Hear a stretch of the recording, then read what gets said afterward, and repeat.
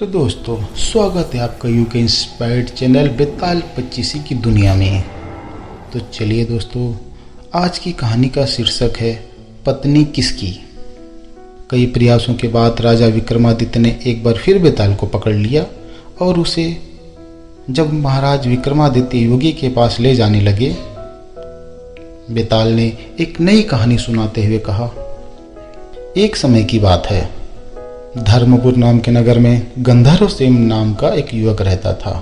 क्योंकि गंधर्वसेन की कद काठी बहुत ही आकर्षक थी, यही कारण था कि कई लड़कियां उससे विवाह करना चाहती थी, लेकिन गंधर्वसेन को उनमें से एक भी लड़की पसंद नहीं थी। ब्राह्मण पुत्र गंधर्वसेन जब भी अपने घोड़े पर सवार होकर नगर में निकलता तो मोहल्ले की सारी लड़कियां उसे देखने लगती और उसे देखते ही रह जाती, लेकिन गंधर्वसेन किसी की तरफ भी नहीं देखता और तेज गति से नगर को पार करके वह रोजाना एक मंदिर की ओर निकल जाता। चूंकि यह मंदिर नगर के बाहर में स्थित था। गंधर्वसेन काली माँ का बहुत बड़ा भक्त था। वह हर दिन माँ काली की पूजा किया करता था। एक दिन जब वह मंदिर से लौट रहा था तो उसने नदी के किनारे एक धोबी की लड़की को कपड़े धोते हुए देखा। वह लड़की गंधर्वसेन को बहुत सुंदर लगी। गंधर्वसेन को उस लड़की से प्यार हो गया और वह दिन रात उसी के बारे में सोचने लगा। उसे लड़की से बात करने का कोई रास्ता नहीं सूझ रहा था। एक दिन उसने काली माँ के मंदिर में पूजा करते हुए यह प्रतिज्ञा ले ली कि अगर वह लड़की उसकी हो गई तो वह काली माँ के चरणों में अपना शीश चढ़ा देगा। गंधर्वसेन खाना पीना सब भूल चुका था। वह रात दिन उसी लड़की के बारे में सोचता रहता।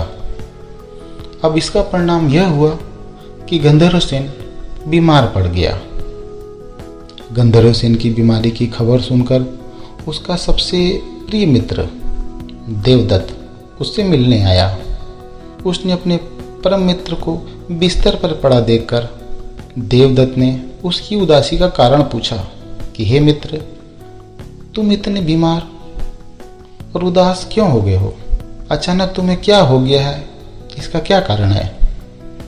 तब गंधर्वसेन ने देवदत्त को अपना हाल सुनाया और कहा कि उस लड़की से अगर मेरा विवाह नहीं हुआ तो मैं मर जाऊंगा। देवदत्त अपने मित्र से बहुत प्यार करता था, इसलिए उसने उस लड़की को ढूंढने की ठानी। देवदत्त उस लड़की को खोजने में सफल भी हुआ। देवदत्त ने उस लड़की के पिता से कहा कि अपनी बेटी की शादी गंधर्वसेन से कर दें। लड़की के पिता ने सारी स्थिति का जायजा लिया और अपनी बेटी का विवाह गंधर्वसेन से करा दिया। शादी को 5-6 दिन बीत गए थे और गंधर्वसेन उस प्रतिज्ञा को भूल चुका था जो उसने काली मंदिर में ली थी। एक दिन सपने में गंधर्वसेन को अपनी छाया दिखाई देती है। उसकी छाया उसे वह प्रतिज्ञा याद दिलाती है और कहती है कि अगर तुमने ये प्रतिज्ञा पूरी नहीं करोगे तो तुम स्वार्थी कहे जाओगे।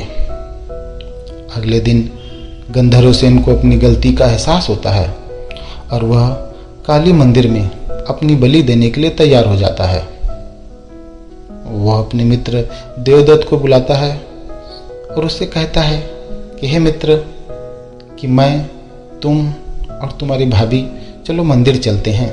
मैं मंदिर के अंदर पूजा करूंगा और तुम बाहर अपनी भाभी का ध्यान रखना। अब देवदत्त को कुछ पता नहीं रहता है।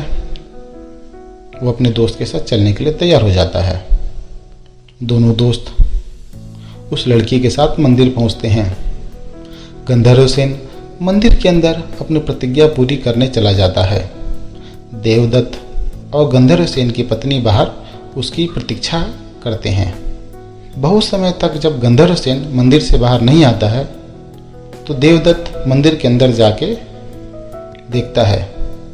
देवदत्त अंदर का नज़ारा देखकर परेशान हो जाता है। कि गंधर्वसेन ने अपनी तलवार से अपना सिर काटकर काली माँ को बलि चढ़ा दिया है। यह देखकर देवदत्त घबरा जाता है। अब देवदत्त यह सोचता है कि कोई भी व्यक्ति यह यकीन नहीं करेगा कि गंधर्वसेन ने अपनी हत्या खुद की है। सब तो यह सोचेंगे कि देवदत्त ने ही अपने मित्र को मारा है ताकि वह उसकी पत्नी को भगा के विवाह कर सके। इस आरोप से बचने के लिए देवदत्त ने गंधर्वसेन की तलवार से अपना सिर भी काट लिया। थोड़े समय बाद गंधर्वसेन की पत्नी अपने पति और उसके मित्र देवदत्त को खोजने मंदिर के अंदर आती है।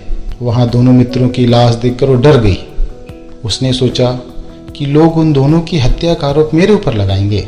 इस लांछन से अच्छा है कि मैं भी मर जाऊं। जैसे ही उस लड़की ने अपना सिर काटने के लिए तलवार उठाई, वैसे ही वहां माँ काली प्रकट हुई। माँ काली ने कहा कि पुत्री, मैं तुमसे प्रसन्न हूँ, बोलो क्या वरदान मांगती हो। लड़की ने कहा, आप इन दोनों को जीवित कर दीजिए माँ।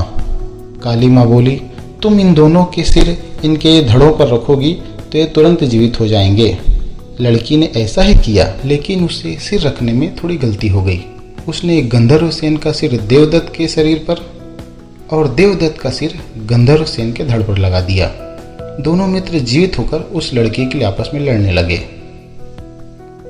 इस कहानी को सुनाकर वेताल ने विक्रमादित्य से पूछा, अब हे राजन, यह बताओ उस लड़की का असली पति कौन होगा। विक्रमादित्य को जवाब तो मालूम था। अगर वो चुप रहते तो वेताल उसका सिर धड़ से अलग कर देता। इसलिए विक्रमादित्य बोले कि व्यक्ति की पहचान उसके चेहरे से होती है, इसलिए देवदत्त ही उस लड़की का असली पति होगा, क्योंकि उसके धड़ पर गंधर्वसेन का मस्तिष्क वाला हिस्सा लगा है। तो बेताल ने कहा कि हे राजन, इस बार भी तुमने बिल्कुल सही जवाब दिया, इसलिए मुझे फिर से उड़कर जाना पड़ेगा। इतना बोलकर बेताल फिर से घने जंगलों की ओर उड़ गया। राजा विक्रमादित्य फिर से बेताल को ढूंढने के लिए उसके पीछे पीछे चल दिए। तो दोस्तों, बेताल पचीसी की ऐसी क्रमशः कहानियाँ हम इस चैनल पर लाते रहेंगे। यह कहानी आपको कैसी लगी कमेंट करके अवश्य बताइएगा। चैनल को लाइक एवं सब्सक्राइब अवश्य करिएगा। धन्यवाद।